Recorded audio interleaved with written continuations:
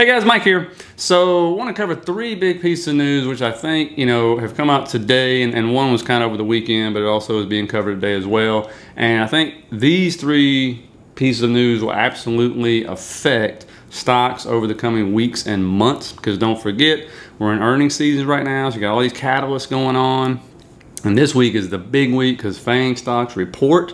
A lot of big high growth stock companies report. And so we're going to see how the institutions react to that. But after this, once we go into August and stuff, that's one of the slowest trading months of the year. September is not known to be great either. And so, I think these three pieces of news can definitely affect stocks, and you need to know about it. So let's go ahead and get into it because it's a lot to cover, okay? We are looking for a number right around 800,000, and it's a big miss. 676,000. 676,000 seasonally adjusted annualized units. And before we see any revisions, if we continue to look at the past month as 769,000, that would put it down a little over 6.5%. And do remember, pre-COVID, we were around 730,000 in February of 20, around 756,000 in January. So now we are dipping below pre-COVID levels. And really, this is one of the few REITs that has done that outside of the REITs right after COVID hit in early 2020. And the high watermark of 993,000 was in January. So you could see that we have fallen, over 30% from that level. And to really dig down on whether it's labor or just a supply shortage, we look for more granular information from our very own Diana Olick. Diana? A big disappointment on this REIT, down 6%. And I want to look at a couple of things on this, actually, that the median sale price is actually up 6%. Which is why a lot of buyers are pulling back. You also saw a huge jump in mortgage interest rates during the month of June, and these sales are based on signed contracts, not closing. So people out shopping around during the month of June. I'm also seeing that the inventory, that is the supply of new home for sale, jumped from 5-month supply to a 6.3-month supply. So this is what D.R. Horton was talking about in their earnings report last week when they said they were pulling back on sales on construction because they were seeing that buyer pullback there. And so you're going to start to see that inventory come up. The only good sign on that is perhaps you could see prices soften a little bit, but with prices still very high for land, labor, and materials, builders are going to have a tough time doing it. And again, a huge amount of the number of homes sold but not yet started. So builders do have a big backlog. But again, it's a big disappointment, not just in the June sales, but in the May revision lower. And so this is one of three as far as the news. Now, why is this important? One, because they were saying right there, it's more for a house, not only in price, but the interest rate to actually get the house, to finance it. Then you got in the last week when I looked at copper, lumber, and steel, they've been going up over the last 7 to 10 days. Is that going to continue? We don't know. If it does, and they start to trend back up, obviously that's going to create huge, basically numbers in the next inflation data we get for July, right? When we report in August, because so far those have been going down like the last 8 weeks. Now all of a sudden start to pop up, so we're going to see if that can continues. 1 week's too early to see this being a trend, so we have to keep an eye on that. But they even say it's still more for labor to build these houses, and so plus people are getting priced out, right? People are just getting priced out. The prices are getting so high, like they said, people are just kind of taking a step back, looking around, trying to find it.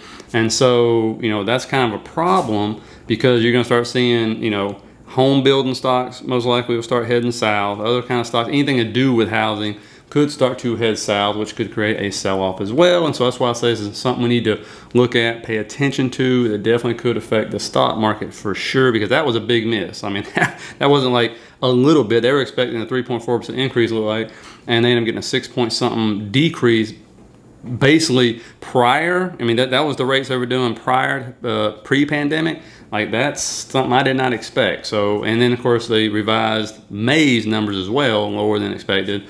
And so that's something to keep an eye on. So the next one, which I think you're going to see really affect the stock market, is the cryptocurrencies. And so obviously these things came out this weekend saying, oh, Amazon is hiring a digital currency and blockchain expert and growing their own cryptocurrency. And then like you see all these come out within the last 24 hours where it's kind of almost confirmed for an insider that Amazon will accept Bitcoin for purchases, and then try to come up with their own cryptocurrency and all that good stuff again. And so this obviously, along with Elon Musk, here we go again, saying during the B conference that Tesla most likely will start accepting Bitcoin again in the future. That started sending this thing parabolic, or not parabolic, but it started sending up quite a bit. I mean, high percentages, because we know how cryptos move, right? They move fast, all right? And so you can see right here by the charts, you got Bitcoin, here it is on the 20th, and it has moved up 33%. As of 11:30 today, around close to $39,250 as I'm recording this. And then we just look at some popular, other cryptos. You got Ethereum, and you see the chart looks identical. It's actually moved up in the same time frame, around 37%. Then we go to ADA, which is Cardano. That's a big popular one. I mean, all these charts, again, look how identical they look, right? This one's moved up around 30% because they actually sold off a little bit this morning. And then Maddox, nobody's talking about that one, but I've been buying this one up. This one's moved up a whopping 77% in the same time frame as those others. Then you got VET. That's moved up around the same time frame, 55%. And so you see the giant moves. And actually, I think this guy right here sums it up better than anybody else. It's very much a momentum asset class. So as soon as you get a little bit of momentum to the upside, the follow-on trades just keep coming and coming and coming, and then all of a sudden you go from 29,000 to almost 40,000 in the span of a little over a week. So look, as someone who owns Bitcoin, I'm happy to see it. I've said it before and I'll say it again. I think the best days are ahead for cryptocurrencies, specifically Bitcoin. Bitcoin is your first mover. I'd say that that's going to profit as much or more than any of the other cryptocurrencies. And I think, the original thesis is that as central banks continue to print money, it's certainly never going to stop. I mean, at some point, every single currency ever created has failed. So Bitcoin, the investment thesis goes, is your alternative to that. So I don't think that's over. For those of us that own Bitcoin, we like to see this move. I'd say it's hard pressed to see it move almost a third higher than its lows just a week and a half ago based on a job posting. And so, of course, how does this affect stocks? Well, if you remember back, what happened when high growth stocks started to come back up? Cryptocurrencies sold off like crazy, and so people will start to shift, because if you have stocks over here at all-time highs like the S&P and NASDAQ keep setting all-time highs, and here cryptocurrencies are in the toilet base, which they've been for a while now, and this is usually what happens, they can start shifting funds out of the market, out of stocks, and start shoving them into cryptocurrencies. And unfortunately, a lot of people do the opposite, right? They don't buy cryptocurrencies on the way down. They try to buy it once it starts to move up. And so, even though I bought on the way down, and I tend not to buy on the way up. So, but that's what, a lot of people do. And so now you start to move up, people start to flood towards that, right? And so the one thing we gotta make sure we pay close attention to is the volume. The volume has dried up, and cryptocurrencies has been drying up with the last few months. We're gonna see, you can kind of see it this last week where it's kind of moved up. We got to see if you start seeing those massive surges to keep pushing and pushing and pushing this higher. I agree with a lot of people, though. I mean, we're going to be setting records this year. You never know. I mean, the right tweets can send these things skyrocket, and I disagree with him on that part. It was like, yeah, do I think all this move is because of what Amazon said? No, I think that was the jump start, right? It was just pouring fuel in the fire to get it moving. We know how manipulated cryptocurrencies are by the big whales and stuff. But, we kind of expected a move at some point in time. And so definitely watch to see if you see money shifting out of stocks, seeing volume drying up on the stocks, and volume of money picking up into the cryptocurrencies. That's something key to watch. And hopefully you guys have been using that link down below, because that's where I buy my Bitcoin and Ethereum, is down at BlockFi, where I earn interest on my BlockFi, and just got word that I'm going to be getting rolled off the waiting list for the credit card finally. So it has a 0 annual fee, and I earn Bitcoin with my purchases. So I'm looking forward to that, and I'll let you guys know how that is going and show it to you if I ever get the card in the mail. So last but not least, China. What the hell is China doing? I mean, this can definitely, well, you saw that the effect it had on the stock market today. That's why we rolled in starting in the red, because their market is absolutely tanked overnight with them doing more moves and cracking down on companies. This time they decided to go after educational companies and stuff. So take a look at this right here. It is amazing that we had all thought that perhaps what should happen is the United States should block Chinese companies from listing here. Maybe we shouldn't fund them. That had been a big issue with the previous administration. Kind of just talked about it. Turns out they don't want us. They don't want our money. it seems like they want to destroy American stocks. Now, it's very difficult because the Eunice has done some amazing reporting, but let's just take a Bank of America piece today about the downgrading of the after-school trainings. We're talking about some very, very liquid stocks, New Oriental, Tal, and they're saying that there's a policy to reduce the burden of homework after school. Now, frankly, that may be the statement, but to me, it looks like to reduce the value of American companies' holdings. And is there a potential to believe that what's happened is they're cracking down on rich people who might send their kids to after school, and they're cracking down on companies that are that make you stupid?